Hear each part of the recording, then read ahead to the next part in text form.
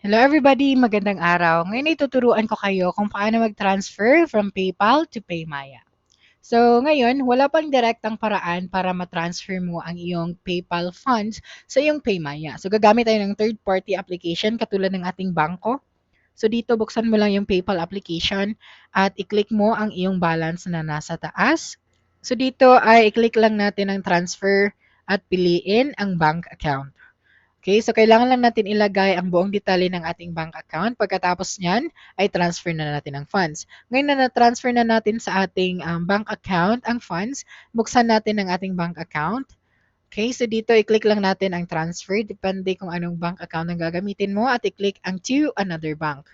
Okay, so dito i-click mo lang ang transfer to at i-type mo ang Maya.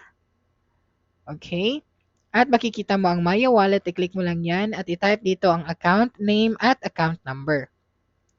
Pagkatapos mong ma-type ang account name at account number, i-click mo lang ang continue na nasa pinakababa at i-type dito ang amount.